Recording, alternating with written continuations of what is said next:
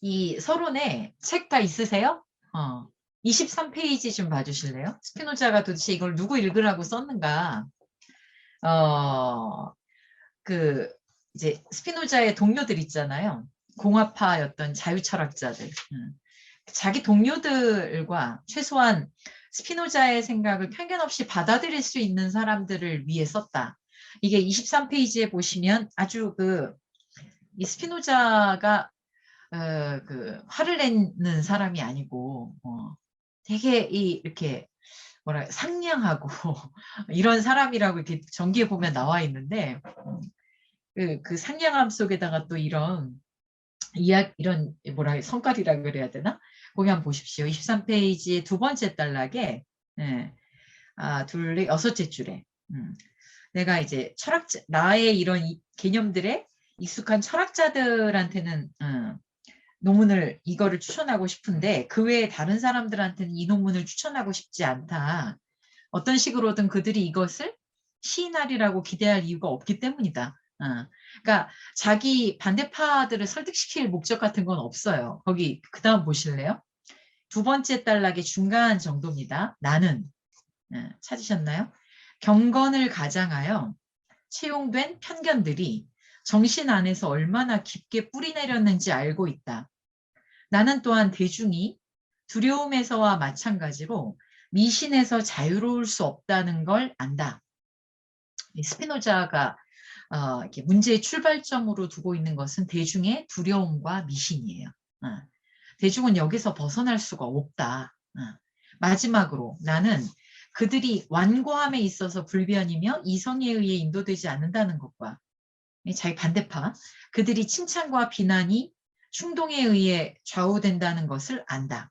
그러므로 나는 보통 사람들에게 이 책을 읽도록 권하지 않으며 그와 동일한 감정적 자세의 희생양인 모든 사람들에게도 마찬가지다. 그래서 진실로 나는 그들이 습관에 따라 이 책을 그릇 해석함으로써 스스로 성가신 존재가 되려고 하기보다는 철저하게 이 책을 무시했으면 좋겠다. 이렇게 얘기를 해놓고 있어요.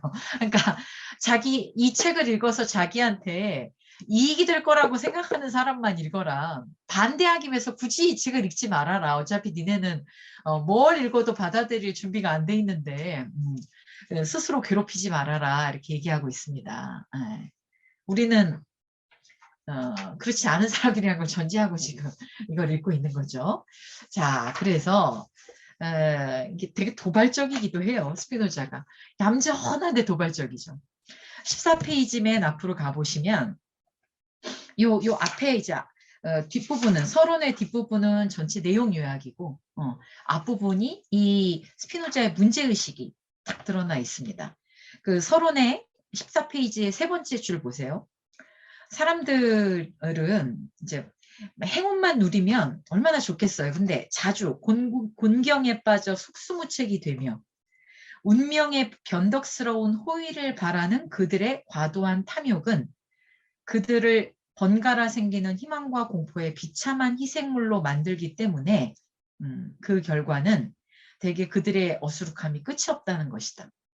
이거는 에티카에서도 스피노자가 얘기하지만 탐욕이라는 걸 어떻게 규정하느냐. 좋은 일만 일어나길 바라는 거예요. 나쁜 일은 쏙쏙쏙 피해가고 좋은 일만 일어나기를 바라는 것이 자기를 그냥 이렇게 외부의 힘에다가 맡겨놓는 거죠. 그래서 인간이 자기 스스로 상황이 어떻든 어떻게 자기 스스로 능동적인 삶을 살아갈 것인가 라고 질문하지 않고 어떻게 나는 불행은 피하고 행복한 것들만 마주하면서 살아갈 것인가 라고 인생의 방향을 설정하게 되면 뭘 벗어날 수 없다? 희망과 공포의 교차. 이게 그 마트롱이라는 스피노자 철학에서 개인과 공동체라는 책을 쓴 그 마트롱이 이 메커니즘을 분석해요. 대중들은 언제나 희망을 갖거나 공포스러워하거나 이 롤러코스터를 탄다는 거예요. 그러니까 희망도 이렇게 여기서는 맥락이 좋은 게 아니죠. 맨날 기대를 한다는 거예요. 좋은 일이 일어나겠지. 더 좋아지겠지. 근데 그게 이제 좌절이 한번 되고 나면 또 나쁜 일에 대한 공포에 사로잡혀요. 그래서 대중들은 근본적으로 어떤 정치체에서 희망과 공포의 이 희생물이 되지 않기가 어려워요. 근데 이게 바로 뭐의 증거냐면 대중들이 능동적으로 살지 못하고 있다는 증거죠. 그래서 그 두 번째 단락의 세 번째 줄 보십시오. 대다수의 사람들은 행운이 자신에게 미소 지을 때는 우리가 사정에 전혀 정통하지 못할지라도 뭐 하나도 앞뒤를 몰라. 근데 어쨌든 좋은 일이 자주 일어나는 행운의 때가 있잖아요. 그러면 자신들에게 제공되는 어떤 조언이든 모욕으로 간주할 정도로 지혜가 풍부한 반면 표현을 이렇게 했지만 번역이 조금 이상한데 아무튼 행운이 이렇게 계속 반복될 때는 뭐 어떤 조언이든 모욕으로 간주할 정도로 지혜가 풍부하다는 거는 그냥 뭐가 이렇게 잘 될 때는 자기가 아는 거를 가지고 이렇게 그냥 가려고 한다 이런 말이에요. 네. 번역이 조금 이상해요. 근데 뒤에 말이 더 중요합니다. 역경 속에서의 그들은 사방의 조언을 간청하면서 일이 잘 풀릴 때 남의 조언을 듣는 걸 모욕으로 생각하면서 지가 아는 대로 하다가 상황이 안 좋을 때는 사방의 조언을 간청하면서 어찌할 바를 모르고 그때에는 어리석다거나 불합리하다거나 공허하다 하여 따르지 못할 조언이 없기 때문이다. 어떤 조언도 따르려고 한다는 이거 너무 이해되시죠? 그러니까 상황이 좋든 나쁘든 인간이 자기의 사유를 가지고 살아야 하지 않습니까? 그러니까 저는 개인적으로 이 스피노자의 정치학이 그 주역이라든가 동양의 뭐 맹자의 정치학이라든가 이런 거하고 이렇게 같이 나란히 읽으면 그 되게 해석할 수 있는 아주 많은 영감을 줄 거라고 생각을 하는데 이런 부분도 주역의 이야기랑 연관시켜 보면 맞지 않습니까? 그러니까 좋을 때는 다 자기 생각대로 하고 나쁠 때는 온갖 거에 의지하려고 하고 그러니까 순경이든 역경이든 인간이 그 부침에 변화하는 삶 속에서 어떻게 항상되게 살아갈 것인가 이게 이제 주역의 가르침이잖아요. 그걸 위해서 공부를 해야 한다는 건데 대부분은 안 그러죠. 그러니까 이렇게 살아가요. 음. 그래서 이 안 될 때는 그때에는 극히 하찮은 이유조차도 희망을 불러일으키거나 또는 절망하기에 충분해요. 그러니까 막 안 좋을 때 누군가가 조금이라도 좋은 얘기해주면 막 별거 아닌 이야기를 자신의 그 희망으로 잡고 막 매달리죠. 조금이라도 안 좋은 얘기를 하면 막 절망을 하죠. 어. 이게 대부분의 사람들의 삶이라는 거예요. 어. 이게 그리고 스피노자가 보기엔 가장 예속적 삶이죠. 그래서 옆에 15페이지에 보시면 사실이 이러하기 때문에 온갖 종류의 미신에 가장 쉽게 희생당하는 사람들은 어떤 사람들이냐? 운명의 호의를 탐욕스럽게 탐하는 사람이다. 그러니까 자기가 좋은 일만 생기기를 바라는 사람일수록 미신에 사로잡혀요. 그런 사람들일수록 교회에서 열심히 11조 내고 자기의 그 복을 바라는 기도를 많이 하지 않습니까? 이게 너무 와닿지 않습니까? 그러니까 탐욕과 미신에 빠지는 게 연관되어 있는 거예요. 자기가 탐욕이 없다면 늘 좋은 운명이 나를 이렇게 나에게 다가오기를 원하는 사람이 없다 그러면 그렇지 않은 거에 대한 두려움도 별로 크지 않을 거고 좋은 운만 만나기를 원하는 희망도 크지 않겠죠. 예. 앞에 얘기랑 통하죠. 그래서 이제 그들은 아래 두 줄 내려오시면 자신들이 탐하는 무의미한 것에 확실한 길을 보여줄 수 없다는 이유로 이성을 장님으로 간주하고 우리가 어떤 것을 사유한다는 건 확실한 거를 얘기하는 건 아니잖아요. 점장이만 확실한 걸 얘기하죠. 내일 뭐 하겠어. 10년 뒤에 뭐가 와. 확실하게 얘기하는 건 점장이가 하는 거지. 사실 우리가 이렇게 주역 점도 치는 건 해석을 해야 되는 거지. 그래서 점장이가 뭐 이렇게 해주는 게 아니지 않습니까? 그러니까 우리가 해석을 하는 건 이성의 역량이죠. 근데 이성적으로 질문을 던지고 어떤 걸 사유해서 어떤 방식으로 살아야 되겠다라고 하는 거는 이 손에 주어지는 답이 아니에요. 그러니까 그런 걸 원하지 않아. 그래서 우리가 탐하는 것에 확실한 길을 보여줄 수 없다는 이유로 이성을 무시해. 그리고 인간의 지혜를 공허하게 생각해. 이게 너무 맞는 말 아닙니까? 근데 환영과 몽상과 유치하고도 어리석은 짓은 신의 신탁들로 여겨져. 그래서 막 굿해가지고 뭐 하는 거, 거긴 그건 좋아하고, 막 점장이가 뭐라고 이렇게 저렇게라고 하는 거는 막 믿잖아요. 그러니까 우리가 무슨 오행 이런 거 있지 않습니까? 오행적으로 어떤 색을 내가 입고 어떤 숫자를 쓰고 이것도 안 하는 것보다는 하는 게 좋겠지. 근데 그것만 한다 그래서 갑자기 내가 지복을 누리게 되는 일은 없잖아요. 나한테는 수기운이 필요해. 그래가지고 맨날 막 까만 것만 입고 막 일하고 육 숫자만 쓰고 이런다 그래서 우리 인생이 지복으로 차는 일은 없습니다.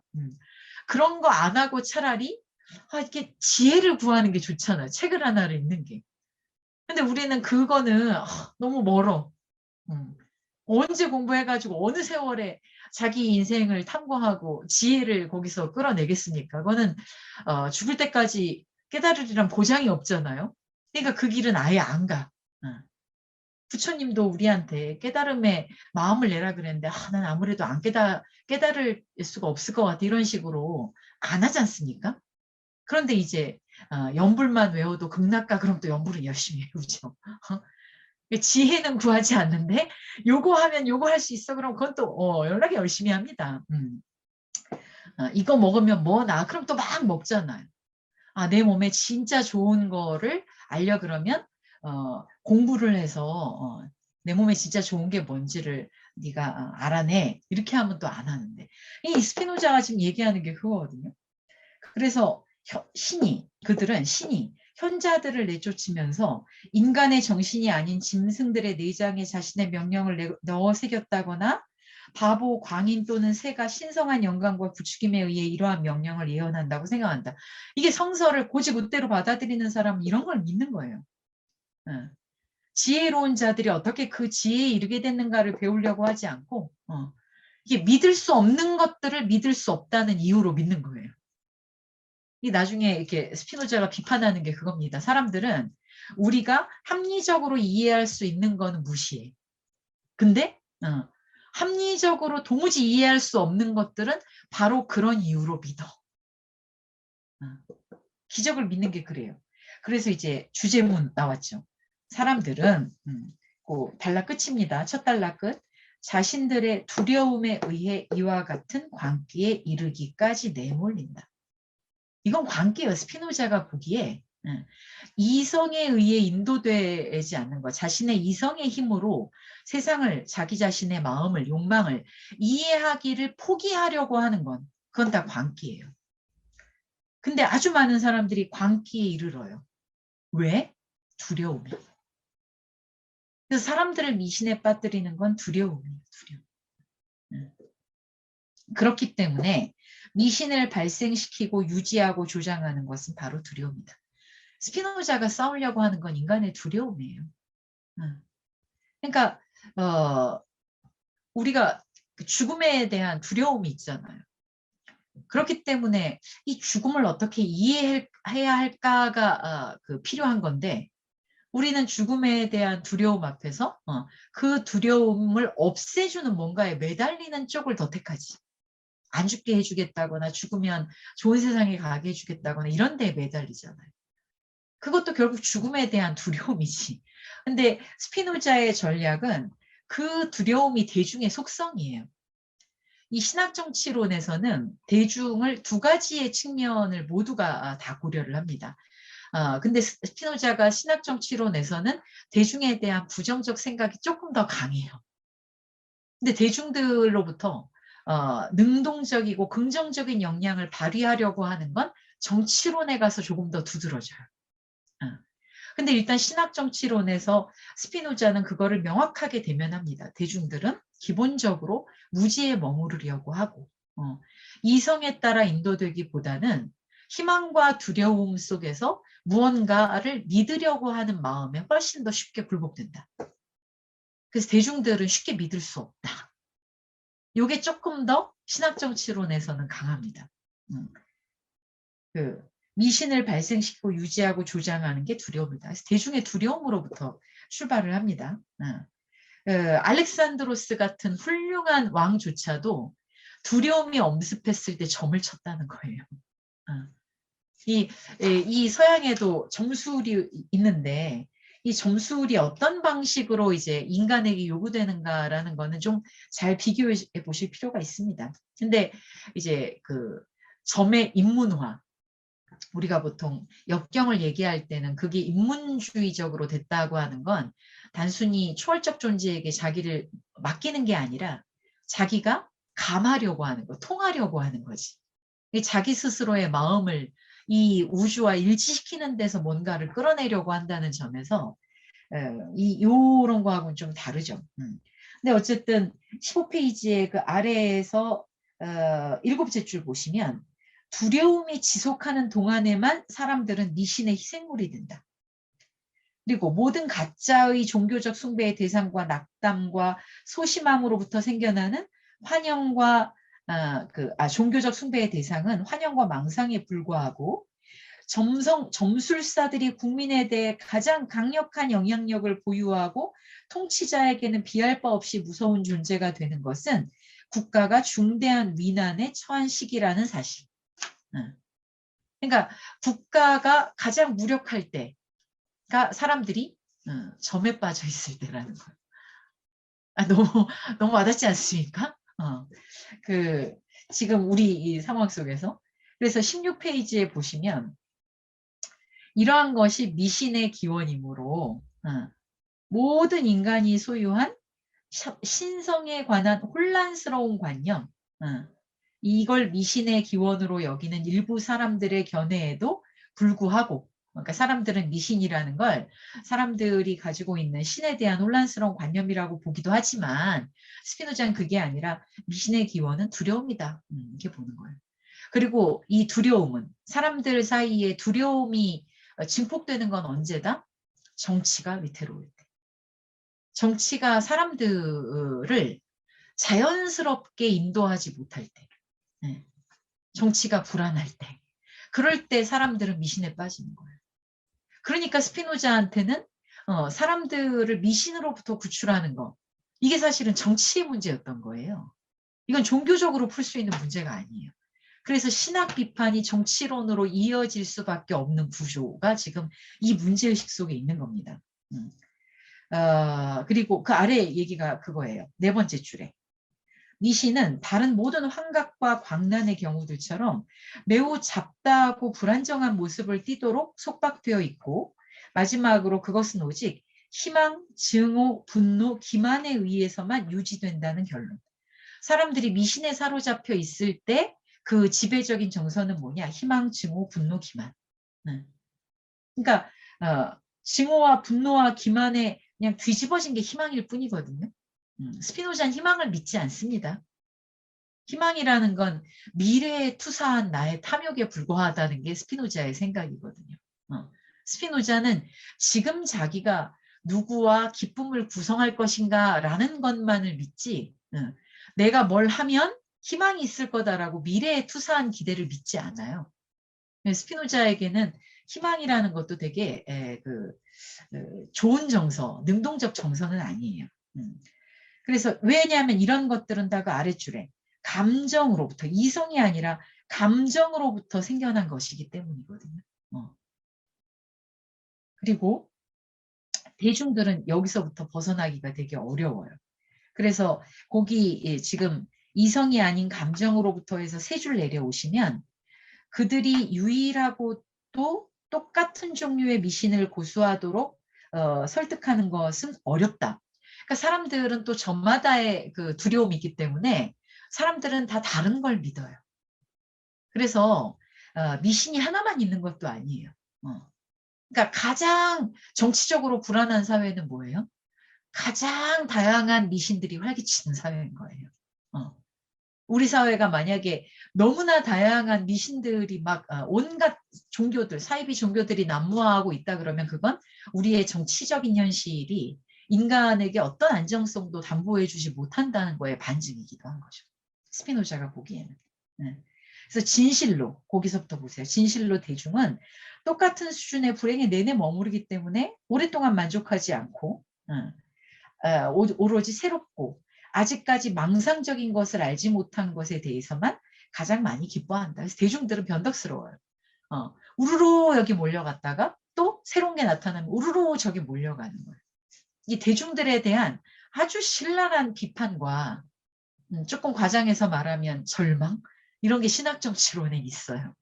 대중들과 내가 뭘 할 수 있을까라고 하는 스피노자의 의심이 신학정치론에는 있습니다. 그래서 그 아래 내려가 보시면 이렇게 원어, 영어 써 있는 영어 병기가 되어 있는 곳에 뭐라고 되어 있느냐? 대중에게는 미신보다 더 유력한 지배자가 없다. 이 구절을 인용을 하죠.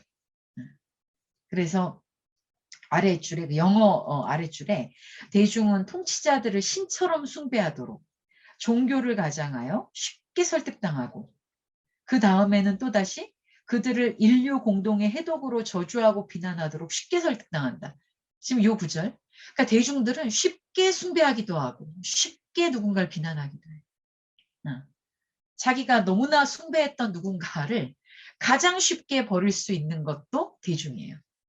니체가 도덕의 계보에서 얘기하잖아요. 예수 그리스도를 가장 앞장서서 쫓아다니고 숭배하던 애들이 예수 그리스도를 가장 먼저 배반했다. 대중의 속성은 원래 그렇습니다. 그래서 이런 불행한 경향을 중화하기 위해 모든 숭배자들에 대해 어떤 충격을 유지할 수 있고 가장 깊은 숭배를 끊임없이 불러일으킬 수 있는 화려함과 세레모니를 종교에 부여하려는 막대한 노력이 계속되어 왔다. 이런 대중들의 변덕을 알기 때문에 정치 권력은 언제나 뒤에 종교 권력을 등에 업고 일정한 방식으로 세레모니를 형성해 왔다는 거죠. 왜 정치 권력이 종교 권력을, 특히나 이 시대가 그렇잖아요.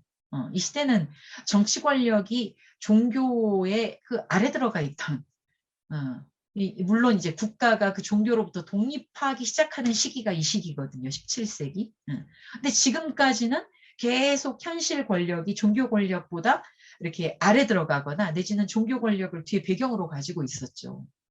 나폴레옹조차도, 근대의 나폴레옹조차도 교황에게 왕관을 받지 않았습니까? 그러니까 왜 그러느냐? 그 세레모니가 왜 필요한가? 대중들이 너무 변덕스럽기 때문에 그 변덕스러운 대중들을 꽉 붙들어 놓는 반복적 세레모니들이 필요한 거예요. 의례화가 필요한 거예요.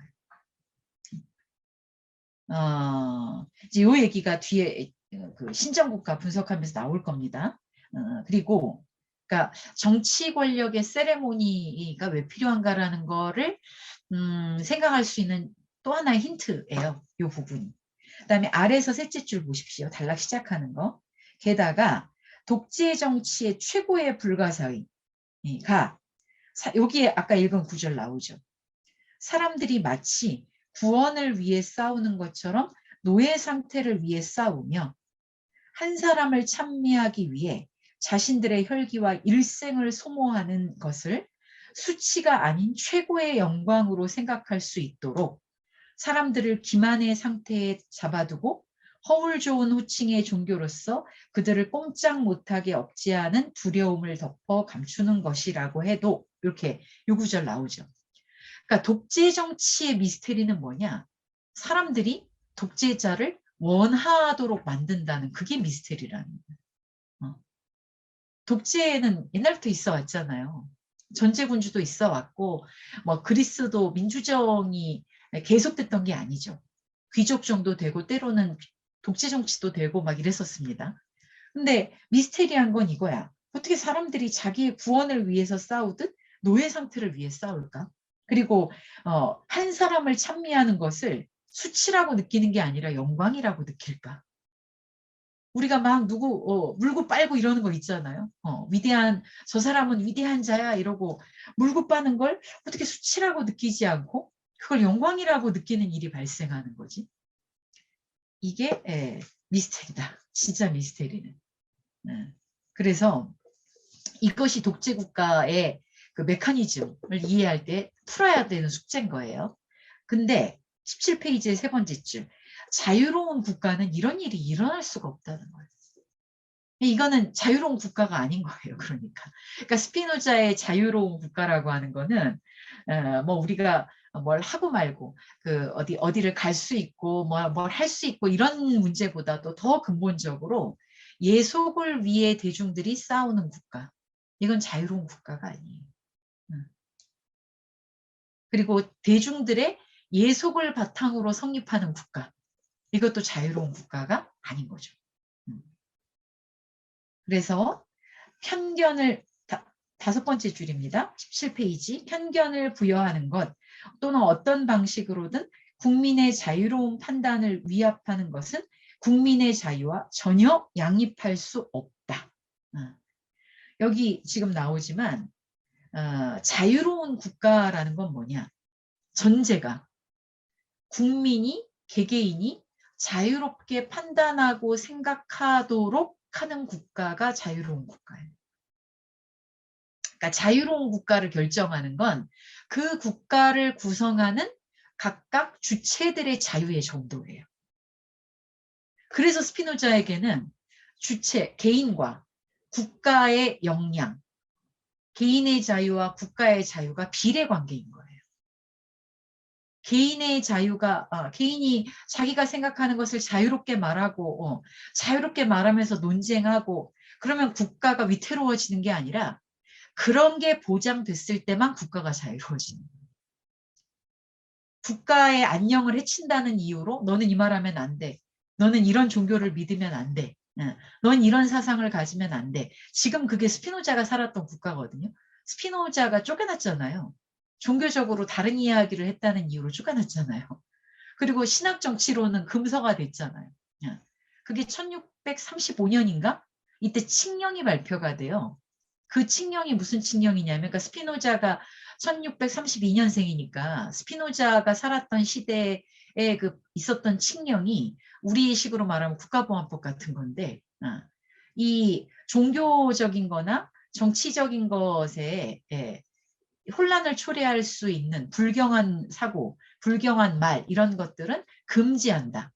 대중에 대해서 공포를 금지한다가 그 1635년에 칙령으로 발표가 됐었거든요. 그러니까 그런 국가는 아무리 개인이 돌아다닐 수 있고 지 마음대로 뭘 할 수 있다고 하더라도 스피노자가 보기엔 자유로운 국가가 아닌 거죠. 스피노자의 자유로운 국가는 개체의 자유로움과 같이 가는 국가인 거예요. 지금도 대단히 중요한 문제죠. 그래서 이 신학정치론의 주제 중에 하나는 모든 사상과 표현의 자유예요. 어떻게 보면 아니 뭐 이런 너무 흔한 이야기를 주장하고 있나 싶기도 하잖아요. 근데 가만히 생각해 보면 여전히 지금도 사상과 표현의 자유가 문제가 돼요. 예를 들면 막 그 이상한 유튜버들 있잖아요. 누구 자기가 싫어하는 사람 그 집에 가가지고 막 그 사람 비난하는 건 표현의 자유일까요? 이제 이런 문제가 스피노자적 관점에서 어떻게 이야기할 수 있는가? 다 있어요. 그러면 그 사람이 그렇게 떠들면 그걸 법으로 가둬야 할까요? 뭐 이런 문제들. 그러니까 우리는 어떤 자유의 문제를 사법적인 방식으로 구성하는 거를 가장 익숙하다고 생각하는데 그 사법적인 거, 그다음에 종교적인 거 이런 거 말고 도대체 개인의 자유란 무엇인가? 그리고 그 개인의 자유에 의해 성립하는 자유로운 국가라는 건 뭐냐? 이게 논리적으로 따지고 들려 그러면 그렇게 쉽지 않습니다. 그러니까 표현의 자유가 어디까지인가 이건 진짜 지금 우리 시대도 이 21세기에도 코에 걸면 코걸이, 귀에 걸면 귀걸이잖아요. 이거를 어떤 논리적 구조에 의해서 표현의 자유를 이야기할 것인가. 네, 그거를 신학정치론에서 찾아보시면 되겠습니다. 앞으로. 네. 자, 그래서 그 뒤에 보면 바로 뒤에 읽은 부분. 종교를 빙자하여 고무되는 박해에 관해서는 법률이 사본적 자유의 영역에 침입하는 것과 신념이 재판에 회부되고 범죄처럼 비난받는 것 안에 확실히 박해의 유일한 근원이 있다. 그러니까 스피노자에게 박해는 뭐예요? 법률이 사변적 자유, 인간의 철학을 판단하려고 할 때 그건 박해예요. 그 다음에 신념이 종교 재판에 회부되는 거. 이것도 박해예요. 박해는 그 두 가지죠. 인간의 사유를 사법이 침탈하려고 하는 거. 그 다음에 인간의 신념을 종교가 재판하려고 하는 거. 그래서 그 아랫단락에 보시면 아랫단락에 우리는 개개의 국민에게 판단의 자유, 그 다음에 어떤 신이든 자기가 숭배할 수 있는 자유, 이걸 보장해줘야 된다. 그리고 네 번째 줄에 이러한 자유가 결코 경건과 평화를 위태롭게 하지 않는다는 거. 사람들이 누구를 믿든 왜 그게 교회를 부정하게 되냐는 거예요. 누구를 믿어도 교회가 믿는 신을 믿을 수 있다는 거예요. 근데 왜 교회가 말하는 신을 믿지 않는 것이 불경하게 되는 건지 난 이해할 수가 없다. 이제 그것도 논증에 가죠. 그리고 이런 자유가 국가의 평화와 경건이 이 자유에 의존한다는 것을 나는 증명하고자 하겠다. 증명하고자 한다. 그리고 그 아랫단락의 두 번째, 그러기 위해서 종교와 관련해서 유행하는 잘못된 가정들, 그게 뭐냐, 이제 예속의 잔재들을 나는 지적하겠고, 그런 다음에 이제 행정당국자의 권리에 관련된 잘못된 가정들을 지적하는 것. 그래서 종교적 예속, 요거 나는 증명할 거고, 뭐가 예속인지, 그다음에 권리 개념을 내가 증명해 보이겠다. 이렇게 딱 얘기했죠. 그래서 그런 다음에 이제 그러니까 여기에 지금 나타나는 건 이 책을 쓰게 된 기본적인 문제의식이 드러나 있어요. 대중들의 두려움. 그리고 이제 아래 17페이지 맨 아래 내가 이 글을 쓰게 된 동기 나오죠. 아랫줄에 사랑, 기쁨, 평화, 절제 그리고 모든 사람에 대한 거짓 없는 태도의 종교인 기독교 신자로 자부하는 사람들이 기독교 신자는 이런 거 주장하지 않아요. 사랑, 기쁨, 평화, 절제 그 다음에 사랑. 근데 왜 그토록 맹렬하게 싸우고 매일 서로에 대해 극심한 증오를 드러냄으로써 이 사람들을 억압하는지 난 알 수가 없다. 지금도 우리가 갖는 의문 아닙니까? 왜 저렇게 예수님을 믿는다고 하는 애들이 입만 열면 욕을 하는가? 알 수가 없지 않습니까? 그 메커니즘도 쟤네들은 진짜가 아니라 가짜야 이건 하나만 하는 얘기죠. 어떤 사람들의 신념 체계에 내포되어 있는 메커니즘을 이해해야 돼요. 예, 그걸 이제 스피노자를 따라가면서 보도록 하고 그리고 맨 아랫줄에 보세요. 맨 아랫줄에 세 번째 줄에 맨 아래 세 번째 줄 보시면 18페이지에 경건과 종교가 어리석은 불가사의의 모습을 가지고 이성을 완전히 경멸하여 자연적으로 타락한 것으로서 지성을 거절하고 외면하는 사람들 이런 사람들에 대한 지금 이런 느낌표 이렇게 끝나요. 이런 사람들은 어떤 사람들이야? 자기네들은 신성한 빛을 소유하고 있다고 믿어. 선택받은 자라고 믿어. 그런데 사실은 이 우주 자연이 인간에게 부여한 자연적 이성 이거를 부정하는 애들이에요. 그러니까 우리가 누구에게나 내재되어 있지만 잘 사용하지는 않는 그게 자연적 이성. 스피노자는 그걸 자연적 이성이라고 얘기해요. 그러니까 왜 마치 동양에서 모든 존재에게는 인의 예지를 우리가 행할 수 있는 근본적인 게 들어있는 거죠. 성선이잖아요, 그게. 그러니까 인간의 본성이 그런 것들을 내재하고 있는데 이제 인간이 어떤 기질에 의해서 그게 잘 안 드러나는 거죠. 이렇게 설명하는 것처럼 스피노자에게도 그런 전제가 있어요. 모든 인간에겐 자연적 이성이 있어요. 사유할 수 있는 능력은 자연으로부터 주어진 거예요. 에티카를 공부하신 분들은 왜? 모든 존재는 결국은 신의 양태잖아요. 이 신이라고 하는 거는 물질적 차원에서 이 전체 우주기도 하고 정신적인 차원에서 보면 이성 그 자체, 가장 완전한 이성이 신이거든요. 근데 모든 개체들은 그 신의 자기 표현으로서 존재하고 있어요. 그럼 당연히 우리 안에는 신적인 이성도 내재되어 있고 이 모든 우주자연의 법칙성이 내재되어 있죠. 그러니까 우리의 몸은 다 그런 이 우주의 자연적인 그 원리의 표현이고 그 원리의 표현이 아닌 우리의 몸의 변화는 없습니다. 우리의 생각도 역시 그런 이 신이라고 표현되는 그런 지성의 표현인 거예요. 이성의 표현인 거예요. 그러니까 우리한테 내재돼 있어요.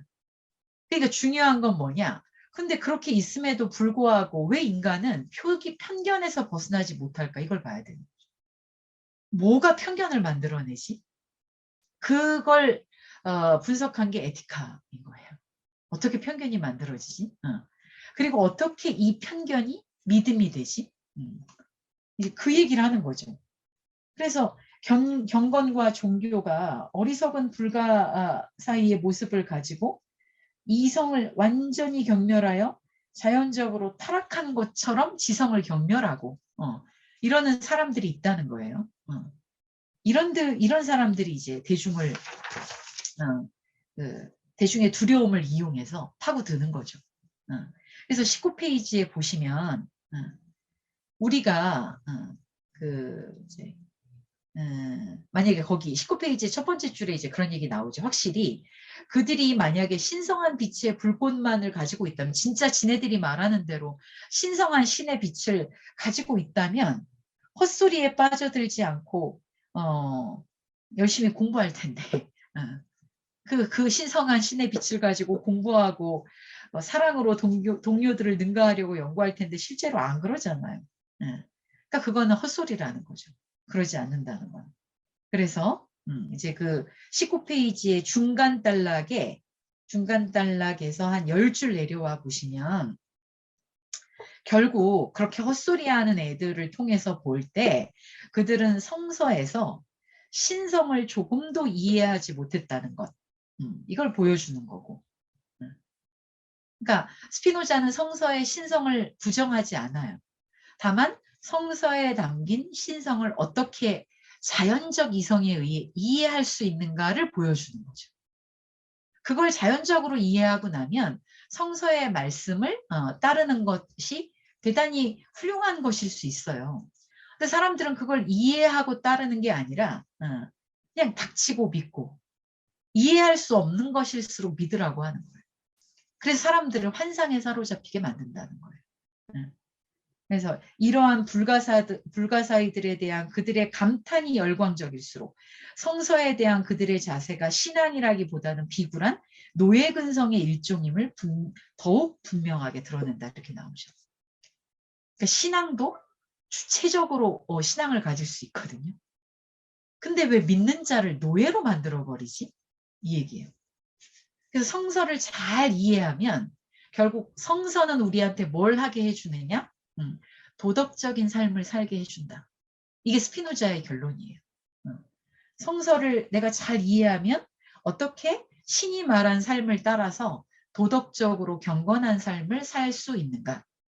예수 그리스도가 그랬던 것처럼 모든 이웃을 사랑하고 관용적이며 뭐 이런 삶을 살게 해준다는 거예요.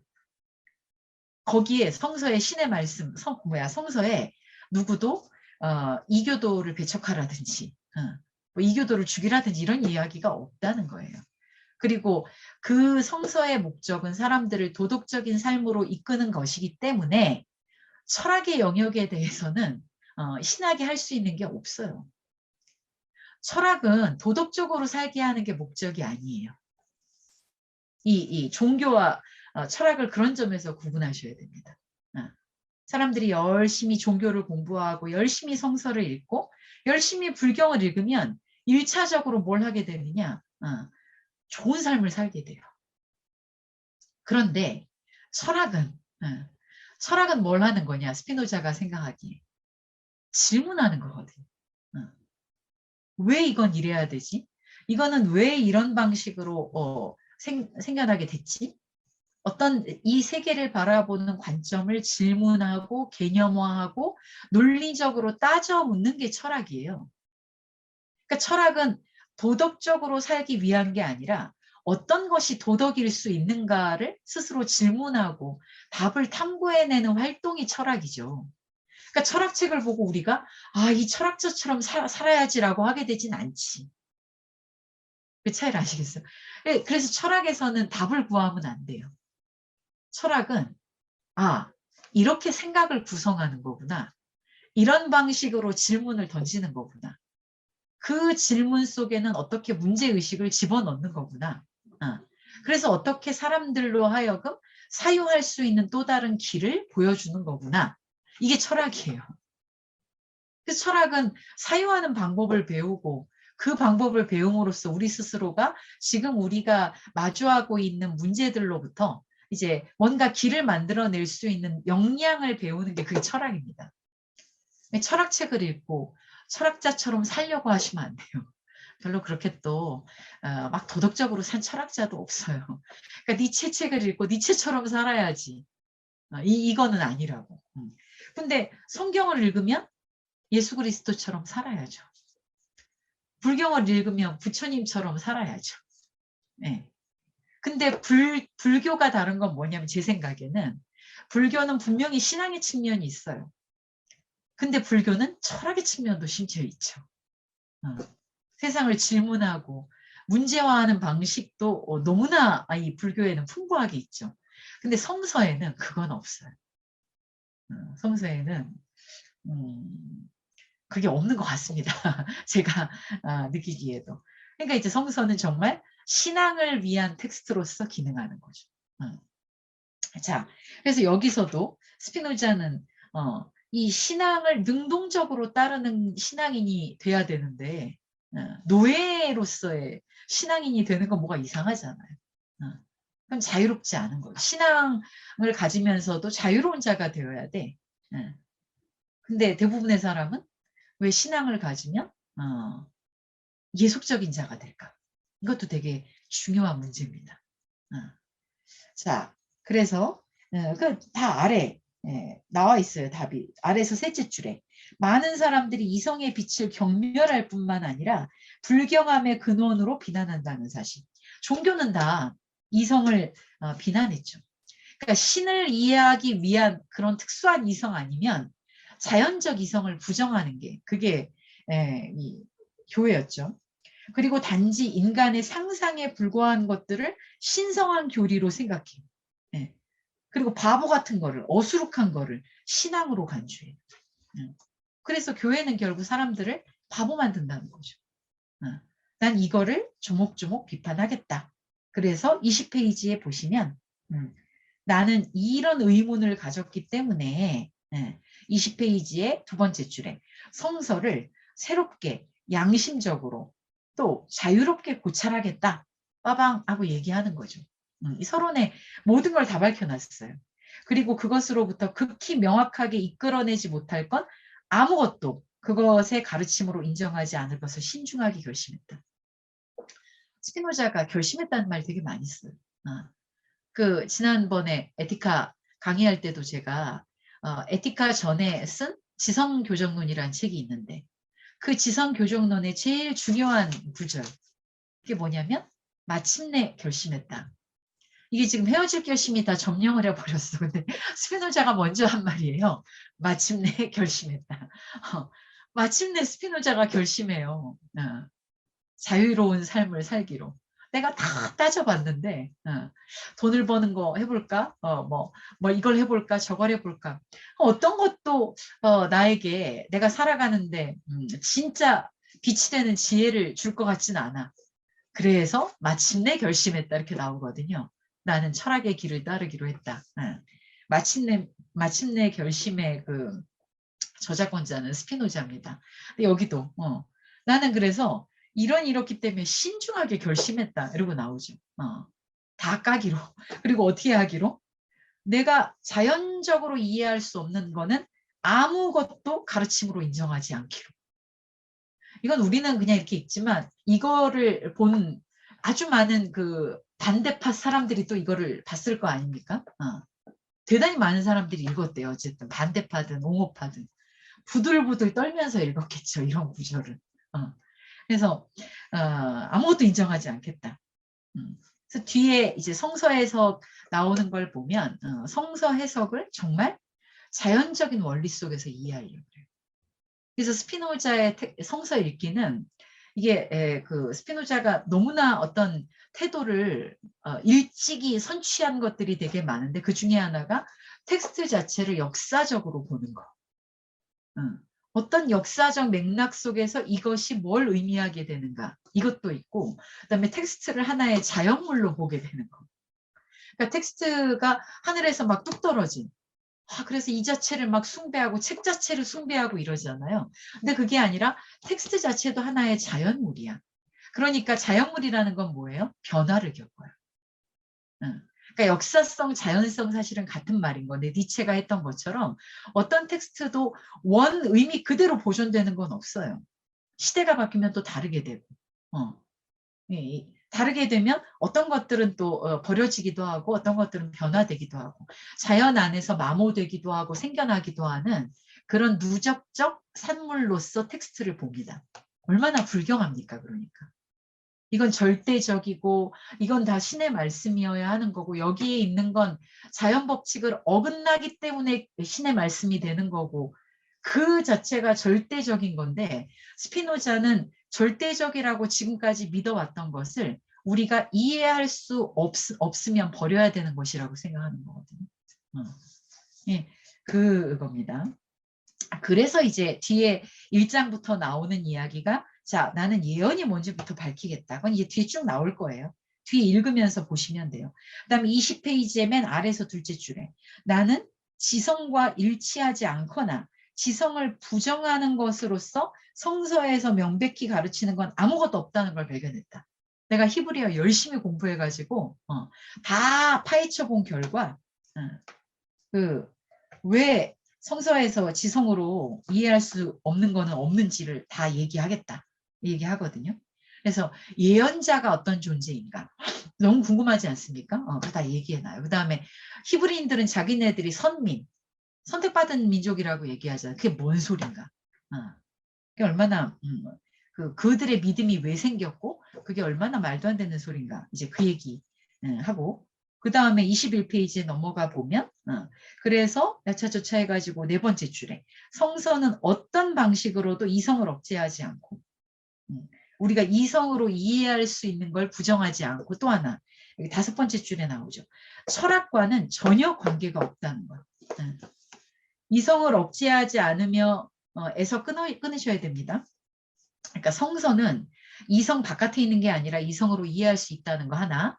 그다음에 성서 자체가 철학하고 관계가 없다는 거. 이거 아까 제가 말씀드렸죠. 이걸 나는 전적으로 확신했다. 왜냐하면 각각은 독자적인 기초. 목표하는 게 아예 달라요. 그래서 요거 아셔야 되고. 그리고 이제 나는 이런 문제들을 해결하기 위해서 거기 그 위에서 여덟째 줄에 이제 어떤 방법으로 성서가 해석돼야 하는가 성서 해석 방법론을 제시합니다. 그 쫙 앞에 있어요. 스피노자가 성서에서 무턱대고 하는 게 아니라 방법론을 쫙 앞에 써놔요. 이런 걸 따져서 이렇게 고찰해야 된다. 그리고 어마어마한 예시와 실례가 나와요. 언어학자 거의 뭐 뺨치는 수준으로 나옵니다. 그리고 이제 성서와 영적인 문제들에 대한 지식을 어떻게 구해야 되는가. 여기에 이 두 번째 있지 않습니까? 그러니까 성서와 영적인 문제들에 대한 지식이 이성의 자연적 빛으로부터 유래한 지식의 종류에 의해서가 아니라 여기 이성의 자연적 빛으로 유래한 지식의 종류 요거는 괄호에 치시면 요게 이제 철학적 방식이겠죠. 근데 그게 아니고 우리의 모든 지식이 어떻게 성서의 영적인 문제 요거는 성서에 의해 구해져야 한다. 그러니까 이 말은 무슨 말이냐면 우리가 철학책을 읽듯이 성서를 읽으면 안 되고 성서는 그 자체가 또 어떤 종교적인 영성을 담고 있잖아요. 그거는 성서 안에 내재적인 차원에서 성서의 의미를 파악해야 한다 이거예요. 그러니까 우리가 텍스트를 볼 때 그 바깥에 전혀 다른 층위를 갖는 어떤 해석을 가지고 막 그 텍스트를 공격하는 경우도 있잖아요. 근데 성서의 영적인 부분은 그 자체로 성서의 내재적인 의미로 구해져야 한다 이런 거예요. 이거 이해하시겠습니까? 그러니까 철학책을 성서 읽듯이 보면 안 되는 것처럼 성서도 철학책 보듯이 보면 안 된다는 거예요. 텍스트의 내재적 이해. 이거 되게 현대하는 말이에요. 텍스트의 내재적이에 이런 말은. 근데 그걸 스피노자가 지금 하고 있는 거예요. 텍스트를 독해하는 아주 현대적인 방식을 스피노자가 이미 다 사용하고 있어요. 그리고 나는 그거 한 다음에 신앙의 편견을 얘기하겠다. 이제 거기서 4줄 내려오시면 편견이 있는 신앙을 난 지적하겠다. 꼬치꼬치 지적 다 합니다. 그 다음에 나는 계시된 신의 말씀이 계시된 신의 말씀이 도대체 무슨 의미인지를 또 따져 묻겠다. 이렇게 자기가 지금 뭘 하고자 하는가 다 하나씩 이렇게 글에 개요를 밝히고 있는 구절입니다. 요거 그대로 본문에 이제 나올 겁니다. 그리고 이렇게 아래 그 단락의 아래에서 6째 줄에 신앙의 기본 원리들을 명확하게 밝히고 난 다음에 계시에 의한 인식의 목적이 뭐고 이제 그게 어떻게 자연적 인식과 다르고 이런 것들을 나는 쭉 얘기하도록 하겠다. 그래서 자신이 앞으로 서술할 방향성과 서술할 내용을 서론에다가 지금 조목조목 밝히고 있죠. 요까지가 이제 내가 지금 20페이지의 예언이란 무엇인가에서부터 22페이지의 그 위에서 4째 줄까지가 1장에서 15장까지 내용 요약이에요. 개요예요, 개요. 그 다음에 22페이지의 그 5번째 줄부터 5번째 줄부터 뒤에 23페이지의 그 첫 단락 끝 5째 줄 요까지가 16장에서 20장까지 내용이 개요예요. 그래서 16장에서 20장까지 나는 자연권 밝힐 거고 자유가 뭔지를 밝힐 거고 그 다음에 국가가 뭔지 밝힐 거고 신정국가 분석하려고 할 거다. 그 다음에 23페이지의 2번째 줄에 마지막으로 정부가 개개의 국민들에게 독자적 의견을 갖고 자신이 생각한 것을 표현할 권리를 인정하는 국가만 가장 좋은 국가라는 걸 증명하겠다. 이렇게. 이게 16장에서 20장까지 내용, 개요입니다. 그래서 쭉 이제 뭐 얘기하겠다. 그것만 체크하시면 그 얘기가 뒤에 쫙 한 챕터씩 펼쳐지고 있습니다. 정말 서론이 무엇인가를 보여주는 서론인 거죠.